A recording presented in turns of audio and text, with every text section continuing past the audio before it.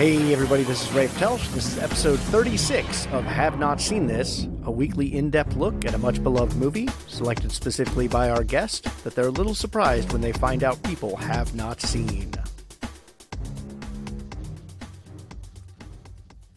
As usual, hope everybody's having a good week out there. I'm in a little better spirits than I was last week, although a little sad at the same time. As I'm sure you've seen, we've lost a lot of very talented people this year, not only because of the coronavirus, but just because of other reasons. And one of the recent losses we had was comedian Fred Willard. And Fred Willard has been on my mind a lot lately, in part because of this week's episode, where we look at This Is Spinal Tap, which was one of Fred Willard's early appearances on the big screen. He has a small scene in it, which we do briefly touch upon the fact that he's in it, but because we weren't aware that we were going to lose him, we didn't really focus on that part of the movie. As I also mentioned in the episode, we were supposed to have another Fred Willard role appearing on the podcast. It was originally supposed to be an episode with Waiting for Guffman, which is probably one of my favorite Fred Willard movies, but unfortunately that interview fell through, and so there's not been an episode on it. But I highly recommend you check out Waiting for Guffman if you haven't seen that one. His Christopher Guest roles have always been fantastic. Most people know him from Best in Show, but I personally prefer Waiting for Guffman. His loss is certainly sad, and he will be missed. He was a brilliant comedian with wonderful comedic timing, and it's very sad that we've lost him. But we are looking this week at 1984's This Is Spinal Tap. My guest is Marc from the podcast Performance Anxiety, who another one of these where I didn't really know Marc. We just met through a podcasting forum when I put out a call looking for some guests, and you'll even hear me get to know a little bit about him over the course of the introduction to the podcast. Marc is a music person, so it seems very appropriate that he picked This Is Spinal Tap, a movie I had not seen until watching it for this podcast. As I explained in the episode, I was familiar with it, but I had never actually sat down and watched it, and watching it was a blast. This was really an enjoyable movie and a fantastic conversation. I should also note that there may be some audio difference between this episode and some previous episodes. Marc and I had some issues with the regular service that I use for recording these interviews, so we had to resort to using Skype, and Marc is just an absolute consummate professional. He recorded the audio on his side. I recorded the audio on my side. We were all set up so that I would get a high quality recording, and somewhere between the time that we recorded this and me sitting down to edit it, I lost the audio for my side. So I had this really high quality audio for Marc's side that I couldn't really edit well with the audio from the Skype call. So the audio you're going to hear is our conversation through Skype. But in this time of coronavirus, I guess it's not that uncommon for some of the podcasts to be putting out a little different quality of audio. So just kind of chalk this up to that. And Marc, I apologize for not having your wonderful tones in here in their full glory. Thank you for your cooperation in trying to make this interview happen. Really had a great time talking about it. And this was a great movie to visit and a great conversation about it. So here we go with 1984's This Is Spinal Tap. How you been, man? Good, man. I appreciate you asking me to do this. Oh, my pleasure. I'm glad to have anybody come on the show. Yeah, I know that feeling, man. I know what that's like. So what kind of movies do you prefer? What's your go-to for entertainment? I tend to like comedy, but I also like historical stuff. Like recently, a couple of my favorites. I like 1917. Saw Ford versus Ferrari. Loved them both. But my go-to is usually comedy, like This Is Spinal Tap. Guys like Michael McKean, Christopher Guest, I love those guys. They're hilarious. Yeah, absolutely. It'll be interesting talking about this one. Originally, I was supposed to have a guest on to do Waiting for Guffman, which was Chris Guest's next mockumentary type film. Yes. And I love that movie. I watched it. I got prepped, and then the guest just vanished, like no more communication, anything. So we never got to do an episode about that one, but I have kind of this Christopher Guest mindset. That's perfect, man. You're in the perfect frame of mind to talk This Is Spinal Tap. Yeah. So Ford versus Ferrari, Yes. 1917. Those were both Oscar nominees last year, right? I believe so, yeah. Yeah. I have not gotten to see either of those. I just finally caught Parasite last night. I haven't seen that. It's on Hulu right now. Okay. And it's amazing, I gotta say. It's quite good. What is that one about? I remember hearing about it, but I don't remember the premise of the movie.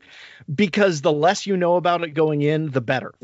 Okay. I mean, in all seriousness, I knew almost nothing about it going in, and I was really glad about that. So yeah, it's one of those that the less you know, the more you'll actually enjoy the ride. Okay, cool. I'll take your word for it, man. I will take your word for it. I recommend Ford versus, I'm a huge car nut, so I love muscle cars, hot rods. So Ford versus Ferrari was an amazing movie for me. And 1917 was really cool. See, I'm not a car person, but the cast of Ford versus Ferrari is enough to make me want to see it. It's definitely worth it. You might be a car person after you watch it. Okay, so the name of the podcast is Have Not Seen This. And one of the questions I've started asking guests is, what are your have not seen this movies? What are movies you haven't seen that people give you a hard time over? Well, apparently not Parasite. Let's see. Man, I didn't think about that question.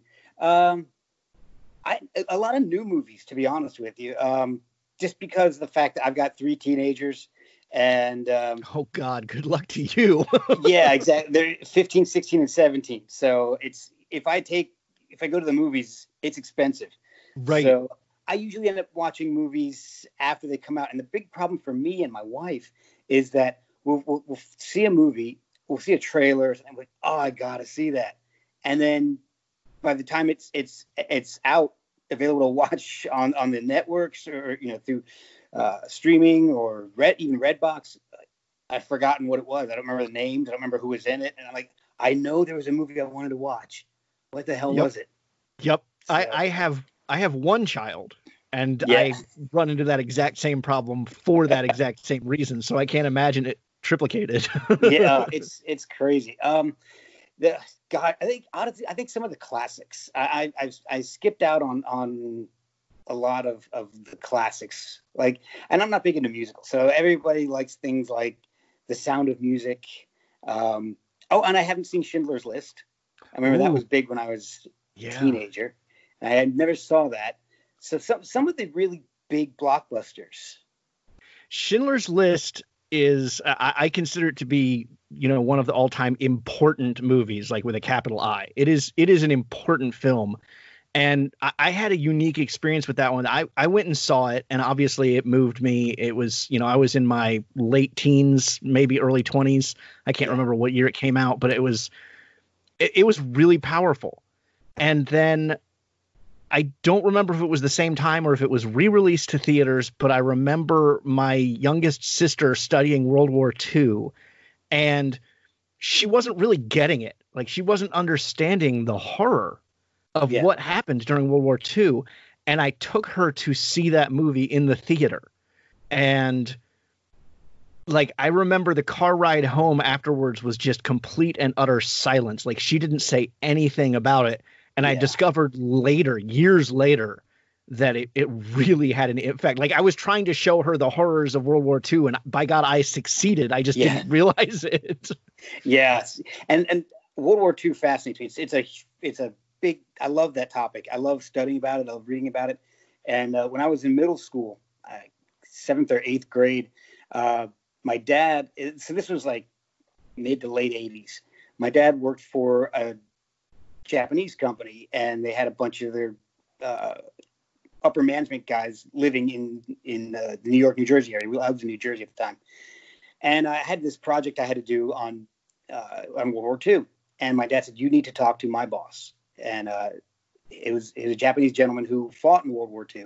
Mm-hmm. And he was one of the first, he was on one of the first trains to go into Hiroshima immediately after the bomb hit. Oh, God. And so he started to tell me about what he experienced during the cleanup, because he was one of the first groups to go in after the bomb had gone off to clean up the absolute destruction. And the things he was telling me he saw were just chilling. And he would walk down what was left of a street, and you could see a shadow of where a person had been, but there was nobody there. Uh-huh. Yeah. And it was burned into the concrete of a building, and it was just mind blowing. It was really, really. It was my version of what happened to your sister. It really brought home the horror and the atrocities of the war. Yeah. So. Well, let's transition to happier thoughts. All right, so we're here today not to talk about World War II or Schindler's List, although it's a great movie and I do recommend it. All right, I'll try to watch it. We're here to talk about This Is Spinal Tap from 1984, directed by Rob Reiner, written by Christopher Guest, Michael McKean, Harry Shearer, and Rob Reiner, and the rest of the cast, because it largely was improvised, starring Rob Reiner, Michael McKean, Christopher Guest, Harry Shearer, Tony Hendra, and June Chadwick. Through 2 decades, 17 classic albums, countless unforgettable concert triumphs, they changed the face of British rock music forever. And the best part is, they're back. Spinal Tap, get out there, you're on! Now, they're on the verge of the greatest comeback of all time. Rock and roll! Hello, Cleveland! This is their moment. Go right straight through this door here, down the hall. Yeah. Turn right. Their time has come. Rock and roll! Any minute now. Any second. Hello, stage. I think we're lost. There's a little jog there, about 30 feet. Jog to the left. Get ready. Get set. Direct from hell, Spinal Tap.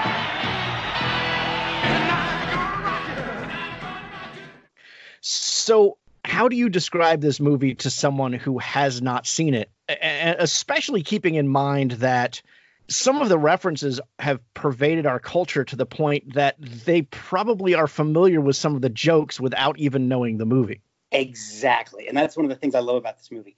The way I would describe it to somebody is, if you've ever seen any mockumentary about any musician, this is the one that started it all. If you want to appreciate I'm Still Here by Joaquin Phoenix, or CB4, Chris Rock, anything like that, you've got to watch This Is Spinal Tap to find out where it started, where they all got their inspiration from. Gotcha. Yeah, I have to admit, I'm totally familiar with the references. I'd seen Spinal Tap appear, on talk shows, the Simpsons episode, that kind of stuff. But yeah. I had never sat down and watched this movie. I had seen scenes from it, but I'd never seen the whole thing until sitting down to watch it for this show. Yeah, and there's classic scenes. There's so many quotes and things that happen that, like you'd mentioned, that are pervasive in culture now. These go to 11. I mean, that kind of stuff that all came from this movie. Yeah. So why, out of all the movies that are out there, why is this your choice to talk about on the show? It's one of the first movies that I remember watching with my dad. My dad is not.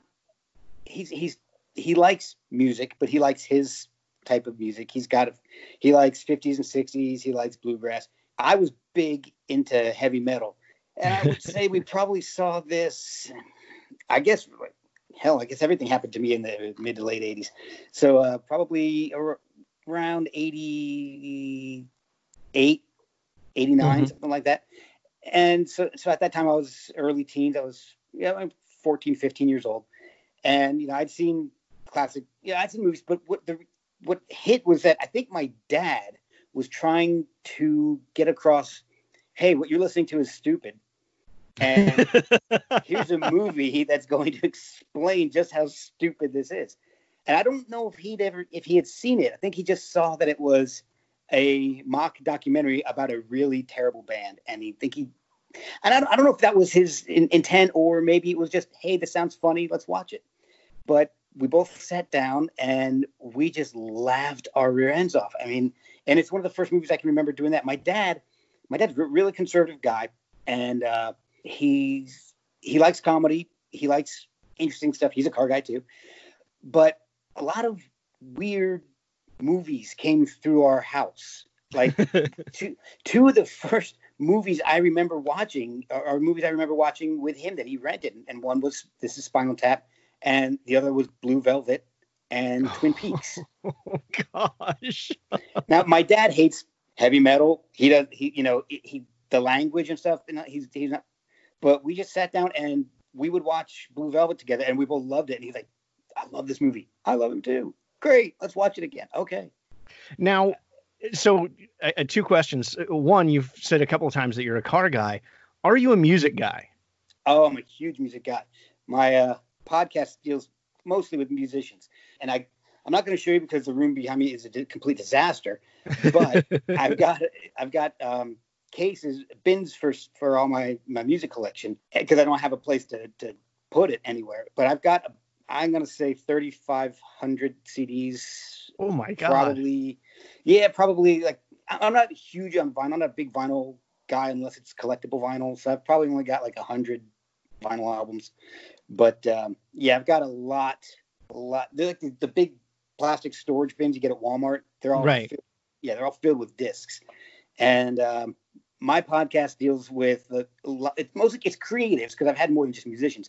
But I get a lot of musicians on, and we talk about behind the scenes stories, what goes on while you're recording and touring, and how they got to where they are. And so, music is a big part of my life. My kids all are in the high school marching band. They all play whatever brass instruments they've got, plus guitar and a bunch of other stuff. So music's big.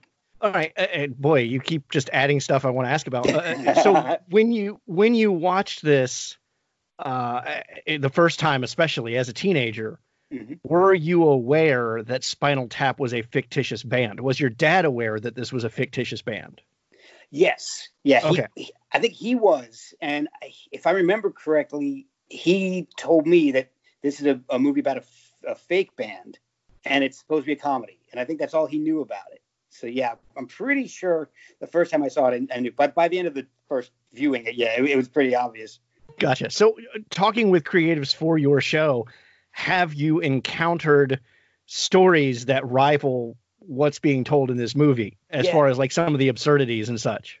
Oh, absolutely. Gosh, I'm not sure which stories I'm allowed to tell that aren't on the podcast. So I'll tell a couple. So there's a lot. Well, we'll let you promote your podcast at the end, and people can come listen to it on your show. I'm just curious.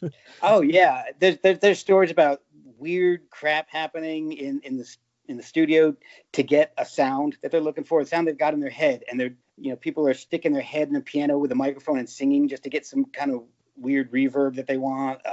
There's stories about people ending up in the wrong cities for a tour. It's crazy. Yeah, there's so much, and that's why I love doing the show, because I like to hear these kind of stories, and they don't get to be told all the time. So I try to get as many as I can. Well, and that's one of the things that really stood out to me when I was doing research about this movie, is how many bands, big name bands, said they felt like this captured them. I mean, first of all, when it came out, how many bands felt like it was making fun of them? How many bands felt like it was capturing on things that happened to them? But how many of them now, are forming now and look at this and go, yeah, how'd that happen? Yeah, I think there were a lot of bands that actually got mad because, if I remember correctly, because there's certain scenes that are obviously derivative of certain things you've heard happening to bands. I don't know if you want me to go into examples yet. Sure, absolutely. But there's one scene in the movie where Nigel Tufnell is playing, Christopher Guest's character is playing a guitar solo, and he's going crazy. And Jimmy Page from Led Zeppelin is one of the things he would do throughout the Led Zeppelin's entire 10-year run is he would do an extended guitar piece, and he would start playing his guitar with a violin bow. In the scene in Spinal Tap, Nigel starts playing this guitar solo and takes the violin and starts playing the guitar with the violin. While he's playing another guitar with his foot. Yeah, exactly. And he doesn't like the sound. And so he goes and he starts tuning the violin instead of his guitar, which I thought was brilliant. But, I mean, that's completely derivative of Jimmy Page and Led Zeppelin. So, yeah, I do. If I remember it, I actually think I read some interviews way back when where some of them were kind of ticked off when it came out because they thought they were being made fun of. Yeah, and the number of bands that I heard that admitted to and it's played totally for laughs in the movie, but when they're ready for the gig and they're making their way out of the green room and they can't find their way to the damn stage and they get lost, which is a great scene that carries on for like just the right amount of time, because it almost feels like it goes too long, and then they circle back to the guy who gave them directions, and it's like there's an added punchline. It was like that scene plays out so well. But there are so many bands who said that they've had that exact experience of getting lost on the way to the stage. Oh, yeah. Yeah, I've heard that story a lot, too. And it's funny because what kills me is that these guys were so young when they did this, you know, and they weren't musicians. So, they were just starting out in their comedic careers. I think they started filming this in like 80, somewhere around there. 82, yeah. And so it was just, these guys are in their 20s, and their comedic timing is brilliant. Like you said, that scene goes just to the edge where you're like, oh, come on. And then it hits one more little joke in there, and it's perfect, and then it ends. It was just, oh, God. I think this movie really did form a lot of my taste in comedy. Yeah, well, and it would be hard for it not to, given the names that are involved. I mean, again, Michael McKean, Christopher Guest, Harry Shearer are playing the three lead members of the band. And God, Michael McKean has been so much on my radar in the last year and a half. I mean, he popped up. He was in Better Call Saul as the brother, which was not really a comedic role. I mean, it had comedic elements to it, but it was really a dramatic role. He was in Good Omens. He popped up on The Good Place. I mean, and it's like, this is a comedic legend who's still working. Yeah. And really, at this point, all he has to do is show up, and he's funny. Yeah, exactly. It's, he's done some great. I like one of his most underrated movies to me is Clue. I absolutely love Clue. That is one of my all-time favorite comedies. And that's got a hell of a cast too. And it does. So, and speaking of cast, so Spinal Tap, you mentioned the main characters. There's also Fran Drescher, plays Bobby Fleckman, the hostess with the mostest. Yep. Billy Crystal and Dana Carvey are in the movie as mime waiters. Fred Willard, Paul Schaefer, Angelica Houston, Bruno Kirby, Howard Hessman. They're all in the movie. Minute parts, but you're instantly recognizable. And that's exactly where I was going with that is, you have these three major comedy forces in the lead, but you have all these, it really is you have to pay attention to the whole film now that we're looking back at it to catch all of the people who are in it. Like I caught Fran Drescher. You can't miss her. Oh no. Billy Crystal visually isn't identifiable, but which is funny, as a mime, he has lines. And when he talks, I wrote down Billy Crystal ? No idea that was Dana Carvey as the other mime. Oh, really? I didn't catch that was Paul Schaefer as the promotional dude. I just was like, I was sitting there going, I know who that is, but I don't know who that is. And I later find out it's Paul Schaefer. Yeah. I mean, it's one of those movies that not only has lasting power because of its content, but is a really nice time capsule into the up and coming comedy scene of the mid 80s. Yeah, I mean, it's got Fred Willard was kind of on the rise. I love Fred Willard. Well, and then he goes on to become a staple in so many of Christopher Guest's movies later Best on. in Show. I love Best in Show. Yeah. Bruno Kirby as the limo driver. Yep. I mean, that guy is legendary. And Howard Hessman was kind of like right in the midpoint of his career. I mean, WKRP in Cincinnati was huge. And then he would go on to do that. What the hell was that? Head of the Class. Head of the Class. That's right. Yep. So yeah, I mean, he was right at the like, I don't want to say the peak of his career because he had a long career. Yes. But he is recognizable even to people who aren't also in Clue. We should add in. Yeah, that's right. So and it's just there's just so many people who got this is one of their first roles. Like we mentioned, Fran Drescher, Billy Crystal. I think this may have actually been Dana Carvey's first role. There's just so many people in there. Now you're looking at it and you're like, wait, oh my, I know that guy. I know that lady. So it's just a launching point for so many people. Yeah. Well, let me bring in some critical views. The movie sits at 95% at Rotten Tomatoes, at 92% on Metacritic. It's pretty well loved. It didn't do well when it first came out, but it's built up that audience over time. And I always try to bring in a positive and a negative review. I usually try to use Roger Ebert just because I'm a huge fan, but honestly, his review of this movie just was kind of dull. It wasn't a great review. Really? So he liked it, but it just wasn't that fascinating a review. So instead, for the positive, I brought in Richard Corliss from Time Magazine, who writes, until now, rock mockery on the grand scale pretty much began and ended with the Beatles. A Hard Day's Night was in part a joke documentary, while Help functioned as both parody and prophecy of MTV's slick surrealism. Spinal Tap forfeits the goodwill associated with the Beatles for something more bizarre and desperate. For all its japes and jokes, the movie is really about the exhaustion of the spirit, sitting in a bleak hotel suite at 4 a.m. with the bad taste of last night in the mouth and the feeling that tomorrow will not be a better day. Spinal Tap has as many laughs as any rock burlesque, but underneath that rock, it plays like scenes from a marriage translated from the gibberish. Interesting. And the reason I wanted to bring that review in is because it references the idea of the Beatles as the rock mockery. And I've just done an episode of this on A Hard Day's Night. Oh, okay. So it was really interesting to go from A Hard Day's Night to This Is Spinal Tap. And I'm pretty sure I'm going to have those episodes play back to back. So that's awesome.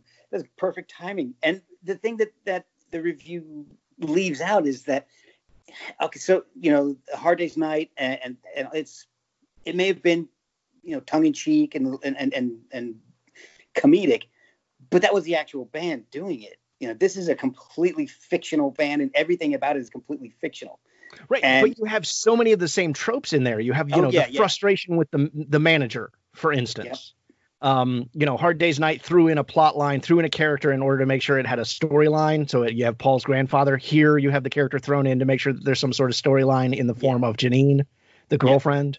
There is a lot of similarities between the two movies. Oh, absolutely. But the thing that I love about Spinal Tap is that they didn't have to care, because with the Beatles, they still had an audience they had to sell records for. So they couldn't take the chances. They couldn't run around like David St. Hubbins, Nigel Tufnell, and Derek Smalls with herpes on their sores on their mouths.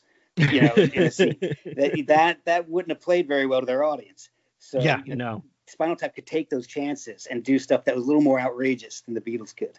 Now, have you heard about the herpes, the cold sores on their mouths? That was actually supposed to be a storyline that ended up getting removed? No, I hadn't heard that. Yeah, they were supposed to have an opening act that was an all-female band.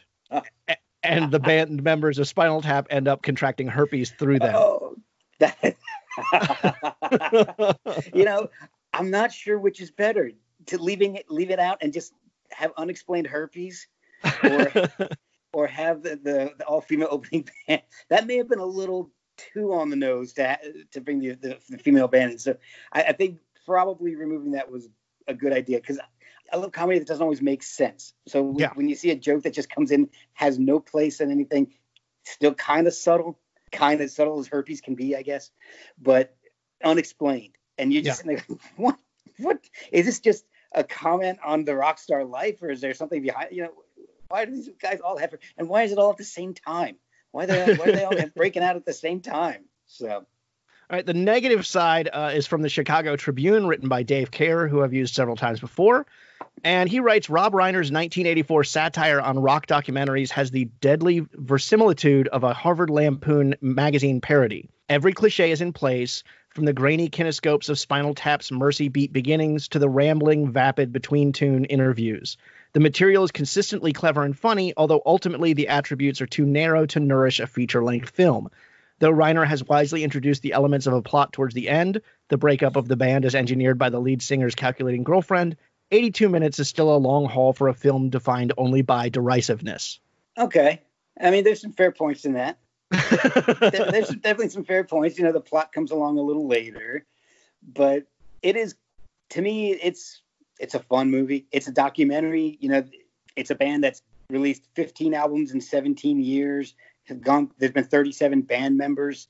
The plot kind of changes, because you get that's kind of the early plot, is that there's so many band members. What's going to happen with this band?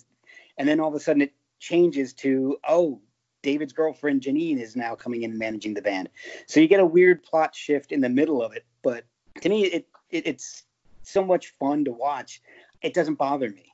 Yeah, no, I will admit, first time watching it, I did feel like it was dragging in a couple of spots, but partially I think that's because I was so familiar with some of the gags that I was waiting for those to show up. And so it wasn't, instead of following the flow of the movie, I was kind of anticipating, okay, when is this moment going to show up? When is this moment going to show up? That makes sense. I hadn't thought about that. Maybe because I didn't, when I watched the movie, there was no YouTube, so you couldn't go and see clips. And some of the jokes were pretty big even back when I saw it. These go to 11, and they were pretty pervasive. But it wasn't, and I guess it's just a issue with the age of the film. It's been around, almost 40 years now or something like that. I don't know, my math is terrible. I don't do a math podcast. So 35, yeah. That was close. All right, so it's been around 35 years. If it's funny and it's going to be pervasive, and it's good, the jokes are going to last. The people are going to show it to more people. It's just going to have a very long run, and people are just it's going to become part of I don't know. I guess part of some of it's part of the lexicon now. These go to 11 is the big one. So if you haven't seen it in 35 years, you're going to know some of these jokes because it's now a cult classic movie. Mm-hmm. Much like Pulp Fiction. A lot of people haven't seen that, but they know the lines. Go medieval on your ass, kind of. So if you haven't seen that and you start watching, you're waiting for that line to come up. So I totally get your point. Yeah, that's a good point. Very long way of saying that. It's all good.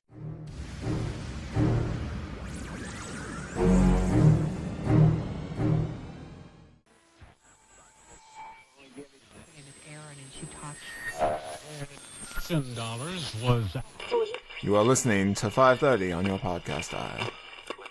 Confused yet? Well, my dad, Raymond, or Rockland, is putting out 5 and 30, an interview podcast. Wait, don't leave. It's not going to be one of those boring, hour-long shows. No, he's going to be sitting down with creators, voice actors, and hosts from many different shows that he swears you will have heard of, and asking them 5 random questions. They could be simple, deep, or just plain silly, and after they answer them, they'll get 30 seconds to plug whatever they want. No matter what, the goal is for you, yes you, to get to know the people behind the shows you listen to even better. And who knows, maybe you'll even find a new show to check out. This will all be coming to you everywhere you already get your podcasts starting the first week of the new year. Check castjunkie.com for more details. Okay, Dad, I did the thing. Can I please go now? 5 and 30 with Ruck, coming soon.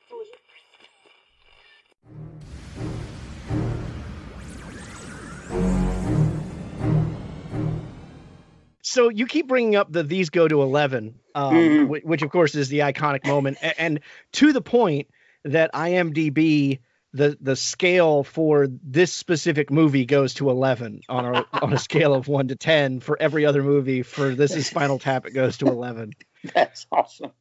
I didn't realize that. And it dawned on me that, especially Nigel, that he has kind of an obsession with size going on throughout the movie. That, it's his amps go to 11. The argument, or not argument, but the squabble over the size of the bread in the green room early on, that the bread is too small.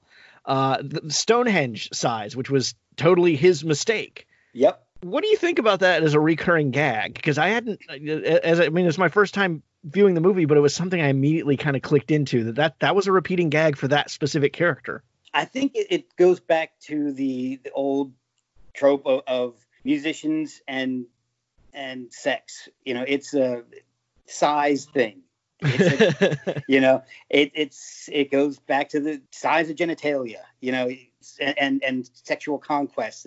And I think it's just kind of mirroring that and emphasizing that part of the movie where it's sex, drugs, and rock and roll. And I think it's kind of emphasizing the sex part of that, because there's not a ton of overt drug references. No, there's not. They in fact they really kind of play it clean. I mean, there's definitely sexual references as well, but as far as sex and drugs goes, they really play it mostly clean with some innuendo. Yeah, there's one scene where one groupie does a little toot of coke, and it just kind of passes you by real fast. If you're not paying attention, you don't really notice it. There's a little bit more if you watch the bonus scenes on DVD, but even that, there's not a whole lot. I think I don't remember all of them, but I remember where they're in a limo and Harry Shearer lights up a joint. But that's about all that I can remember. Those two scenes in particular, and there's a few scenes where you can tell they're acting like they are on drugs. And one scene where when the band breaks up, Nigel leaves, and Marty DeBurgi, Rob Reiner's character, starts asking David St. Hubbins if he sees the band going on, and he's like, "Yeah, I don't see a problem with going on. You know, I don't see it being any worse than losing one of the drummers. You know, one of the 30 drummers that he had." Right. And he goes, "Well, are you kidding me? You guys have been together for so long." He goes, "Well, I'm sure if I wasn't so heavily sedated that it would be affecting me more." But so it's like you said, subtle things like that. Which I found a really interesting choice, because this is the 80s. You know, this is drug humor is kind of the go-to thing at this point, and you're doing a rock and roll story where drug use among rock bands is really prevalent, and yet they steer away from that area. And I couldn't find any explanation as to why, but I found it a really interesting choice regardless. I have a theory about it, and I think it was movie ratings were in their early stages. And there weren't all the different. There wasn't NC-17. There wasn't PG-13. There was pretty much G, PG, R, and X. Right. And I believe what their mindset is that a lot of the people who are going to want to see this are in that PG age range. So we can do certain things to keep it that are funny and risque, like the herpes jokes and the F-bombs and all that. But the drug use, I think overt drug use is going to inch it closer to that R rating. And so I think if we want the audience that we're targeting to watch this, we got to keep it PG. Gotcha. That's my theory. Yeah, that's an interesting theory. I mean, it does end up getting rated R, but I can see that mentality. Yeah. I mean, that would make sense. And because, my dad let me watch it. And when I was 15. And so, if there was, because it'll give you an explanation as to the reason for the ratings. And if it's like, overt drug use, my dad would be like, "No, sorry." But, some sexual references, language. I mean, because there's not even nudity in it. Even that is toned down a lot. There's references to sexual innuendo and what the album cover is supposed to look like, that ends up being just black. So I think maybe it was an attempt to try to get it accepted by an audience, and maybe they ultimately failed and did get that R rating. But parents are a funny thing to play to. Like my dad. If when I was getting close to the age of where I could actually see an R-rated movie on my own, if he thought it was okay, it doesn't say there's explicit sexual content or anything. Okay, he's old enough we can watch that. So. Yeah, I experienced that with my own son. I mean, it's like he's known for a long time PG-13 movies are off limits, and then suddenly the last couple Avengers movies were PG-13, and I watched them first without him to make sure that they were okay. But once I've watched it, it's like, okay, well, for him this is appropriate. Like, he's all excited this week because he gets to finally watch Guardians of the Galaxy, because I felt like the language in that movie was so heavy. At the point that it came out, he was so young. It was not going to lead to a good experience on the playground, and I was going to get a phone call. But now he's older. And I feel like he can handle it. I just had that experience Saturday night. So like I said, my kids are 15, 16, and 17. So my oldest she can go watch an R movie now on her own. And I'm just like, how the hell did that happen? But so we watched 1917, and I didn't realize how many F-bombs there are in that movie. There are a lot. And I'm sitting there on the couch with my two daughters and my son, and F this, you F-ing this. Wow. I'm like, guys, we're going to watch this all the way through, but.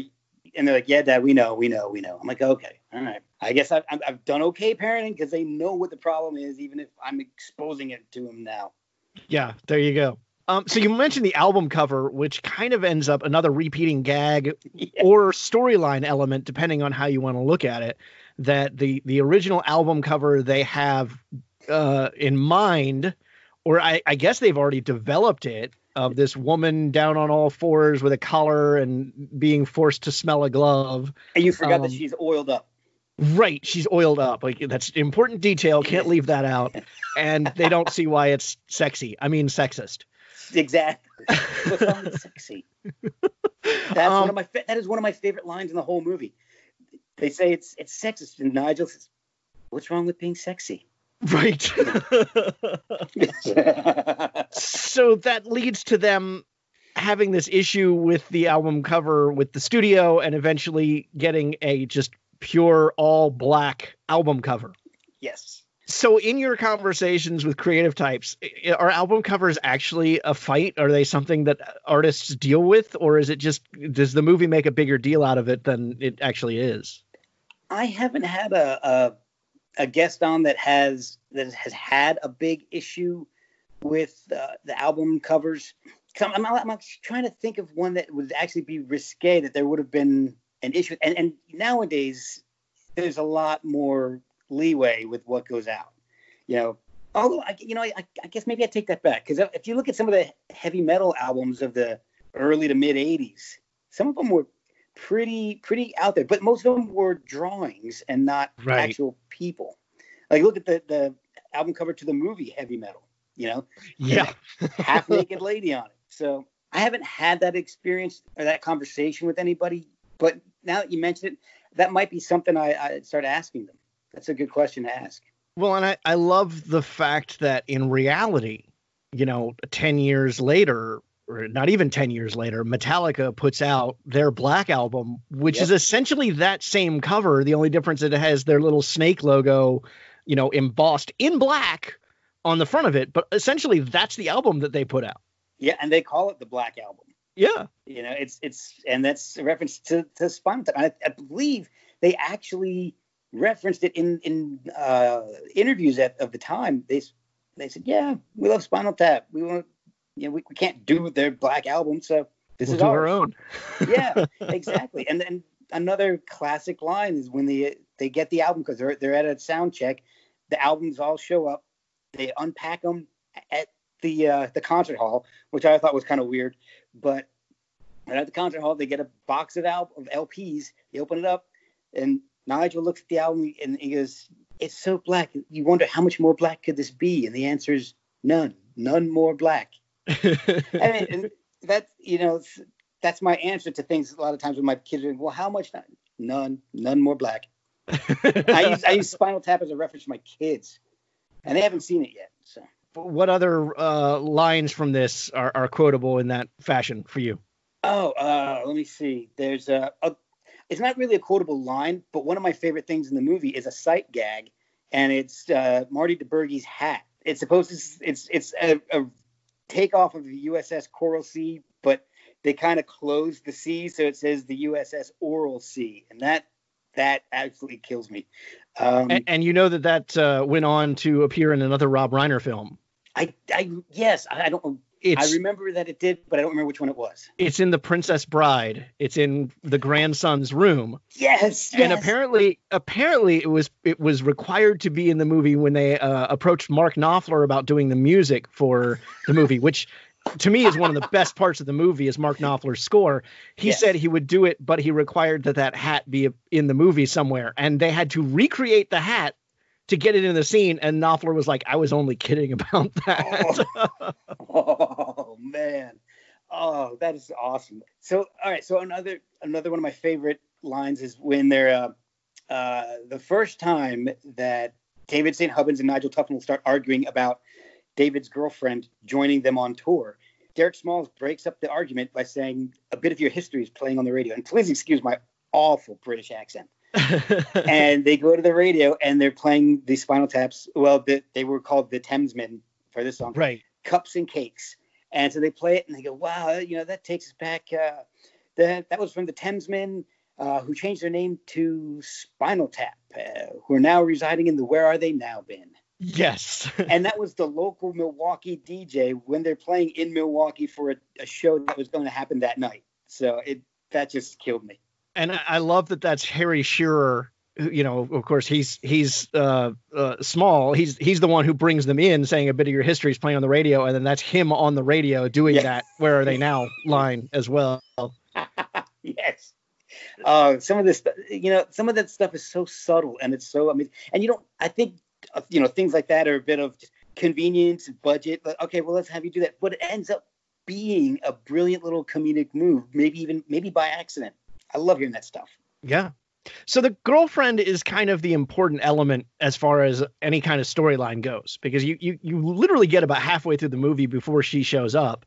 Yeah. And that's really just establishing the band and who they are, the fact that they've gone through what we think is only 4 drummers, but if you do the math, it turns out they've had like 32 different drummers over the course of their time.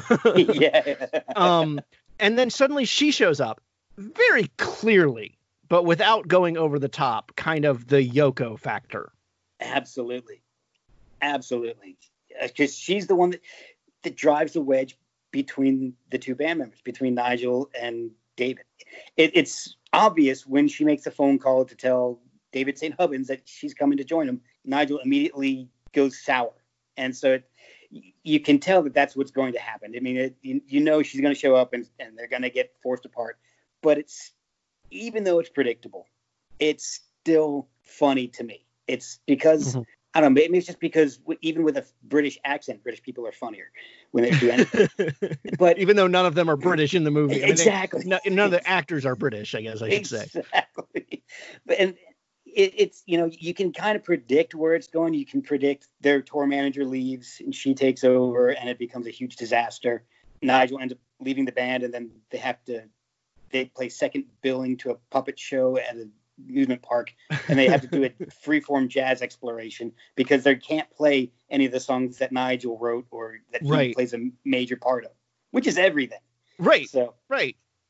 Yeah, I will say Nigel leaving, I wasn't sure that the movie, and again, I had not seen this before. I wasn't sure the movie was going to go that far with the divide between them. I mean, as you said, it's very readily apparent as soon as she enters the picture that she is the wedge between David and Nigel. I mean, that's just very clear cut. But I have to admit, feeling a nice little bit of emotion at the end of the movie when Nigel shows back up as they're getting ready to take their last performance on this concert tour, and he gives them the news that one of their singles is actually trending in Japan, and he ran into their old manager who has left the band as well, and would they be interested in doing a tour in Japan. And this is after you've had kind of this nice bit where David has come to the realization that this is probably it for the band. Exactly. But I loved that they go out to play this last show and Nigel is standing in the wings. And David is very stubborn about, look at me, I'm being awesome. Look at me having a good time. You're sitting there in the wings. He's not saying any of this. It's just with his face. Yeah. And then he turns and just nods him on stage. Yep. And he jumps in. And it's a beautiful moment that they're back together. They're back to being complete on stage where they belong. And then they pan over to his girlfriend who is visibly upset. Yes. But it doesn't matter. Because the band is back together. And I love the way that they do that. And again, it's all subtlety. It's all what you have to read into the scene. Yeah. But it moved me to a degree to have that moment. That's awesome. I love hearing that stuff. So thank you for introducing me to this movie. Oh, man, it's my pleasure. And there's so many other, God, you could go on with the sight gags and the little one-line things like, all right, so these go to 11 scene. Right. Marty DeBerge is interviewing Nigel Tufnell in his room of guitars. There's this crazy famous scene where, he's talking about his one-off amplifier where he goes, these go to 11. If we need that little push over the edge, we just go up one more. He's like, well, why don't you just make 10 louder and have 10 be the last number, but just, and just have 10 louder. And but these go to 11. Right. Okay, so that's the famous scene. But then there's also other little bits in that piece where he's talking about this one guitar, and he's like, "I've never played this guitar." And he's like, oh, that's a really nice guitar. Don't touch it. Well, I wasn't going to touch it. Don't touch it. I wasn't going to touch it. I just wanted to ask, don't look at it. Yeah, don't even look at it. I can't. Can I ask you a question? No, don't even think about it. Okay, we're moving on. Yes. And that was stuff. part of what I was saying is like, I knew that was the scene where it was going to get to the punchline of, these go to 11, but I was laughing at other moments, the other two guitars that he shows off. Like the one about he picks it up and is like, this just resonates forever. Listen. And it's like, it's not making any sound because you haven't played it. How are you showing off that it's resonating? But if it was, you would hear it. That's the thing. He even explains it in that scene. But he's like, but it's not doing anything. But if it was. And then there's at the end of the movie, in that same sequence, that same filming sequence, they're sitting down and he talks about the skeleton shirt he's wearing, the green skeleton shirt. He goes, this is during the end credits. Yeah. This is an exact replica of my inside. He's like, but it wouldn't. It's an exact replica of your skeleton, exact replica. But it's not green. Oh, but it is. It's just such a stupid line, but the way he delivers it is just so deadpan. Like, no, of course this is. Yeah. Well, I feel like Harry Shearer almost gets the smallest amount to do in this movie. Yeah. Thinking back, it really is a lot about David and Nigel, and Harry Shearer's character, Derek Smalls, his only real gag is the airport scene, which was another scene that I did know about before seeing this movie. Typical bassist, always gets pushed to the back. But there is the scene when they do rock and roll creation, and that's a whole nother thing. The songs themselves, because all the songs were actually written by Christopher Guest, Michael McKean, Harry Shearer, and Rob Reiner. So it was. My daughter just brought me my glasses. Thanks, kiddo. 50 minutes later. I got 5 minutes left in this podcast. But so they all wrote these songs and they played them. But so there's this one song they do, Rock and Roll Creation, where they're on stage and they all come out of these pods. Oh yeah, he does have that bit. You're right. And Derek Smalls gets stuck in the pod, and everybody comes out and they're singing this song, and he's stuck in this pod. He can't get out, and the roadie comes in and starts banging on it with a hammer that gets amplified. You can hear it over the instruments, and they're still playing along. They're looking over like, what the hell's going on? The roadie runs out and gets a blowtorch and tries to get him out with a blowtorch. Finally, the pod opens up just as the other two are going back into their pod, and the song ends. So Harry Shearer runs up to the microphone, sees nobody there, runs back, and then gets stuck half in the pod. Right. And then he just throws his hands up like, rock and roll. Yeah, you're right. He has that, yeah. But I mean, comparatively, he has the least. But boy, he does make a lot of use of his time that he gets. Oh, he does. And he explains it perfectly at the end, in the end credits, where he says, David, we're lucky to have in this band two visionaries, and they're like fire and ice. And I think my role is like lukewarm water. Lukewarm water, right. And I think that's exactly what he is in this movie. And he plays it perfectly. All right. Speaking of end credits, it's time to kind of move into that part of this show, unless you have anything else you want to highlight about This Is Spinal Tap? I think we've covered the main points. Check that out, the movie, and get the soundtrack, because the soundtrack... yeah. The songs really are amazing. They are, and they're full songs. It's not like they wrote a 2-minute piece to be played in the movie. They're actually fully formed songs. Well, and that was one of the things that blew my mind, is like thinking about other rock movies. Like when we did Hard Day's Night, we talked about That Thing You Do, which I absolutely love. Yeah. But you hear the Wonders perform That Thing You Do over and over and over again, which I guess is part of the joke because they're one-hit wonders. They have like 3 other songs they play over the course of the movie. This one, almost every time they're doing a concert, it's a different song. Oh, yeah. And Big Bottom, Heavy Duty, Hellhole, Sex Farm. I mean, these are awesome titles, and they're hilarious songs. And one of the best scenes is when they actually talk about the albums, and they do Marty DeBerge starts telling them the reviews that each album got. Right. So, to kind of echo back to your review, yeah. Shark Sandwich. It's just a 2-word review. Shit sandwich. You can't print that. It almost sounds like he made that up on the spot, and because you can see the guys almost breaking a couple of times during that segment of the movie. Yes. So I don't know if that was improvised or not. Yeah. Oh, well, most of the movie was improvised. I mean, that was part of the writing credit issue is they wanted to give everybody credit for writing because it really wasn't a script. They got notes that said where the scene began, where the scene ended, and important things that needed to happen, and then they improvised. So it was a perfect. To me, an improvised movie has a 99% chance to fail, but this one just nails it. Yeah. All right, well, let's move into the end credits here. First up, we've got The Algorithm Says. This is a list of movies that various algorithms say you will like because you liked This Is Spinal Tap. So this is kind of a lightning round of responses to these movies. You like them, you don't like them, you don't see how the hell they're connected, you haven't seen them, whatever. Awesome. All right, I'm ready. Waiting for Guffman. Love it. Yeah, as I said, we were supposed to have an episode about it, didn't get it. That's a shame. Yeah. A Mighty Wind. That was good. I don't like it as much as the others, but I did. It was good. Yeah, I love the fact that Shearer and McKean and Guest will open for Spinal Tap using their characters from A Mighty Wind. Yeah, I was expecting it to be more like Spinal Tap than it was, and so maybe I had a little skewed expectations because I was hoping it would just be like a folk version of Spinal Tap. But right, all right. Rockstar. I don't think I've seen that one. Is that the one with Mark Wahlberg? Yes. Yeah, I haven't seen that one. Okay. Frank, I don't know that one. It's I don't think. I just went blank on the actor's name. Plays Magneto in the Young X-Men, the X-Men First Class, and he's a musician who wears a big plastic mask that he doesn't take off. Oh, no, I don't think I've seen that one. Okay.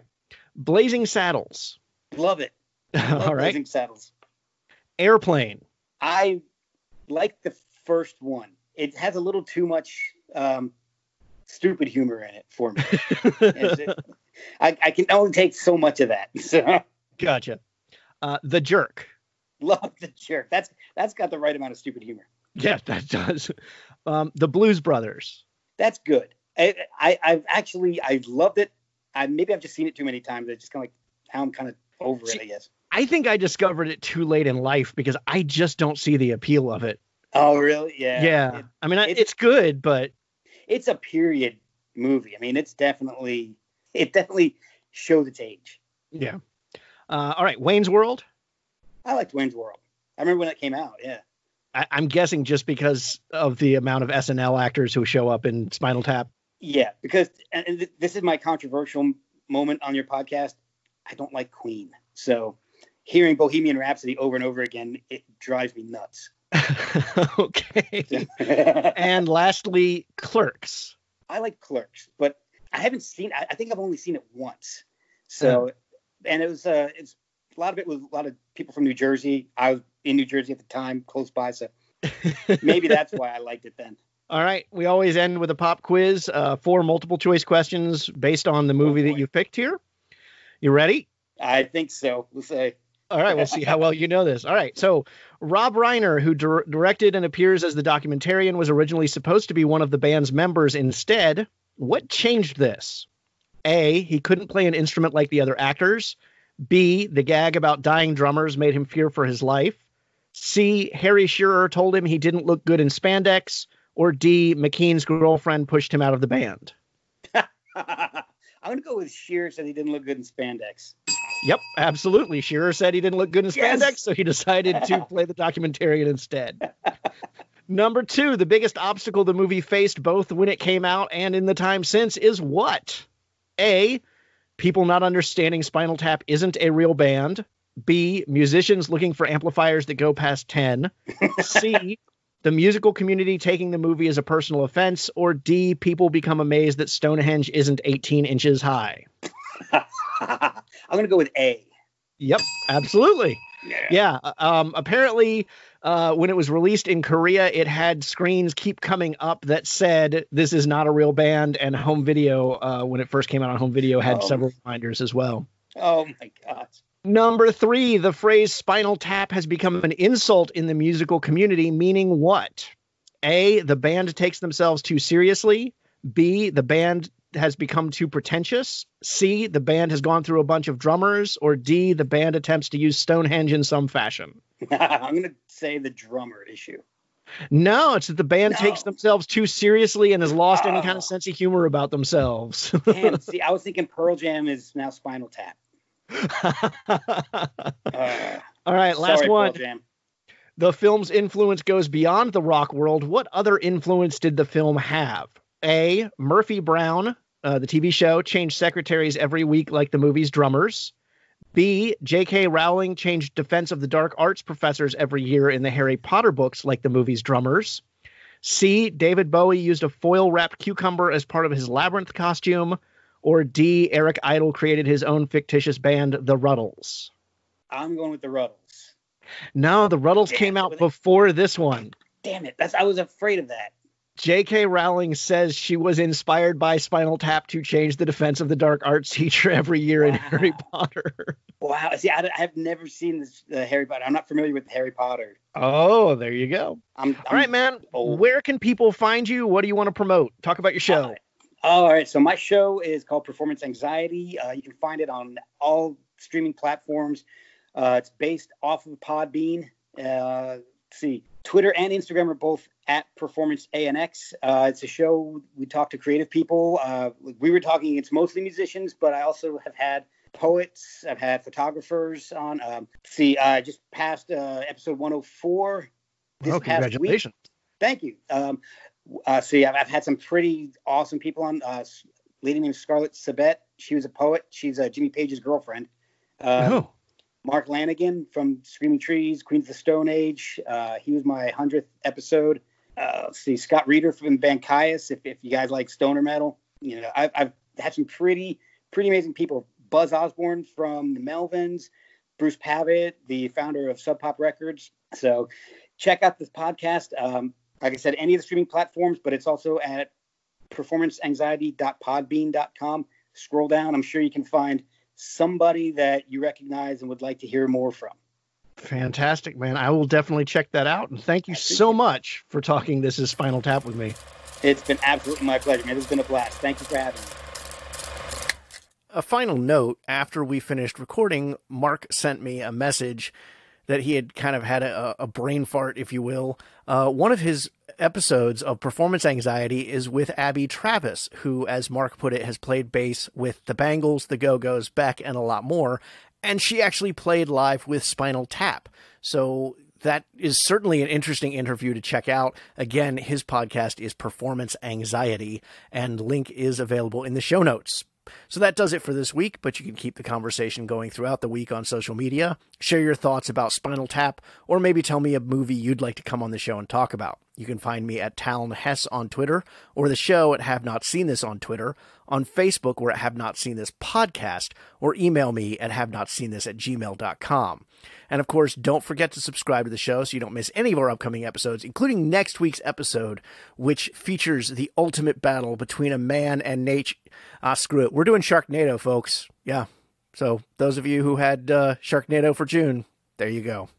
This podcast is available through all major podcast sources. Positive ratings and reviews are always welcome, as is just sharing the podcast with a friend and spreading the love. And if you like World of Warcraft or other Blizzard games, be sure to check out my other podcast, Citizens of Azeroth, a World of Warcraft podcast, also available through all major podcast sources. Special thanks to Chris Talent for our wonderful theme song, and thanks to Mark for providing this week's conversation. Until next week, I'm Rafe Telsch, and this has been Have Not Seen This. Be kind to each other.